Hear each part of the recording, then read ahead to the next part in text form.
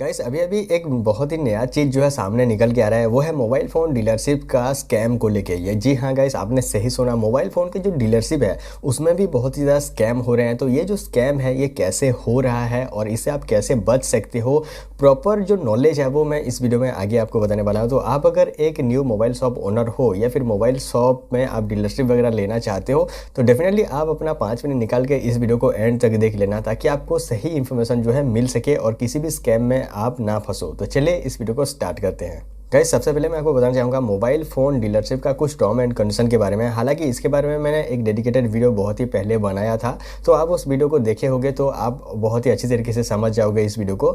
But यहाँ पे mobile phone का जो डीलरशिप होता है उसका जो टर्म एंड कंडीशन होता है वो सारे ब्रांड का सेम होता है। मैं किसी भी पर्टिकुलर एक ब्रांड का नाम नहीं लूँगा, सारे जितने भी सारे ब्रांड हैं जो कि डीलरशिप प्रोवाइड करते हैं, सारे ब्रांड का जो टर्म एंड कंडीशन है वो लगभग सेम होता है। और वो कंडीशन ये होता है कि आपको अगर किसी भी फ़ोन का डीलरशिप लेना है तो सबसे पहले आपको सिक्योरिटी के तौर पे आपको कुछ पैसा जो है डिपॉजिट करना पड़ेगा।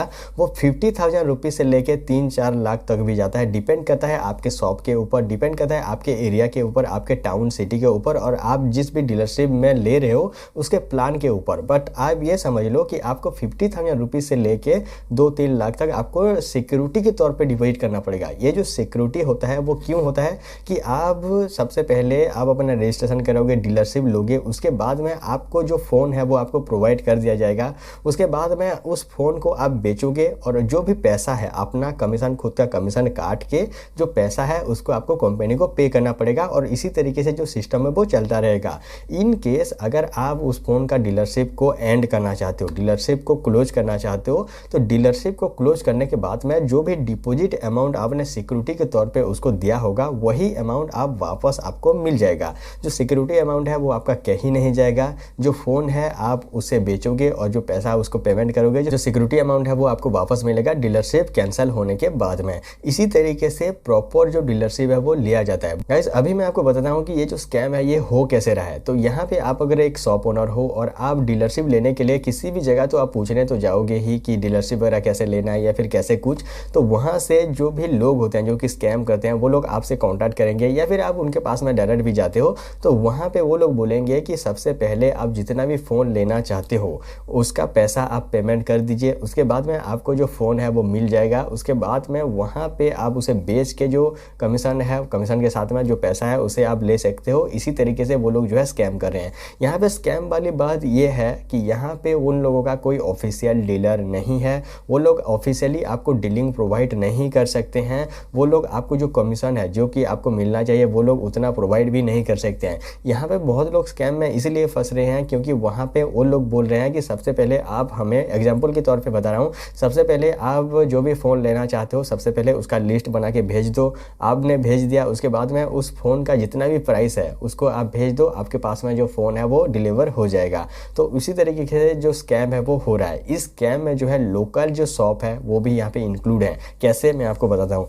यहाँ पे मान लो आपने जो डीलरशिप है लेने के लिए किसी भी एक लोकल शॉप में जो कि पहले से उस फ़ोन का डीलरशिप लिया हुआ है उससे पूछने गए, तो वहाँ पे आप बोलोगे कि मुझे भी मेरे पास में भी एक शॉप है और वहाँ पे भी मैं डीलरशिप जो है लेना चाहता हूँ। तो वो लोग क्या करेगा, अपने मार्केटिंग को बचाने के लिए आपको जो डीलर है उससे कांटेक्ट नहीं करवाएगा। वो बोलेगा कि आप मुझसे, मेरे शॉप से आप जो फ़ोन है वो ले जाओ और जो भी कमीशन है मैं काट के दे दूँगा, आप अपना जो कमीशन है ऐड करके आप मार्केट में उसे बेच देना। इस तरीके से वो लोग जो है कॉन्टैक्ट कर देते हैं आपके पास में, जो कि आप उसका और आपके बीच में कॉन्टैक्ट होगा, उसमें कोई डीलरशिप वगैरह का झंझट नहीं होगा।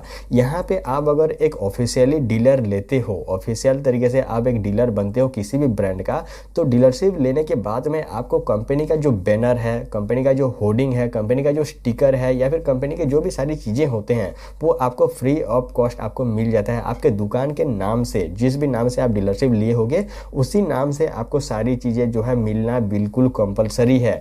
यहाँ पे कोई भी डीलर आप लेते हो आपको जो होर्डिंग है या फिर बैनर है, स्टिकर है, वो डेफिनेटली मिलेगा ही। उससे आपका भी फायदा होता है और कंपनी का बहुत ही ज़्यादा फायदा होता है। तो कुल मिला के मैं ये कह रहा हूँ कि आप अगर कोई भी ब्रांड का डीलरशिप लेना चाहते हो तो सबसे पहले आप जो कंपनी के ऑथोराइज जो भी लोग होते हैं उनसे आप डीलरशिप लीजिएगा। वहाँ पे जो भी पेपर वगैरह, टर्म एंड कंडीशन, सारी चीज़ें, एग्रीमेंट वगैरह हो रहे हैं, सारी चीज़ों को आप जो है मैनुअली चेक कीजिएगा, खुद से पढ़िएगा, थोड़ा सा टाइम निकाल के पढ़िएगा और सारी चीज़ों को देखने के बाद में कोई भी डीलरशिप में आप जो है इन्वेस्ट कीजिएगा। नहीं तो आप बहुत ही ज़्यादा स्कैम में फंस सकते हो। यहाँ पे आप अगर विदाउट डीलरशिप कोई भी फ़ोन को बेचते हो तो वहाँ पे आपको वारंटी देने में प्रॉब्लम होगा। और आप मान लो आपने कोई भी नया फ़ोन को ख़रीदा और वहाँ पे बॉक्स में से वो जो फ़ोन है वो डैमेज निकला, तो उस फ़ोन को रिप्लेस करवाने में भी आपकी जो है बहुत ज़्यादा प्रॉब्लम होगा। तो इसीलिए मैं रेकमेंड करता हूँ, और ये सही भी है, कि आप अगर कोई भी ब्रांड का ऑथोराइज डीलर लेना चाहते हो तो कंपनी के लोगों से उनका डीलरशिप लीजिए,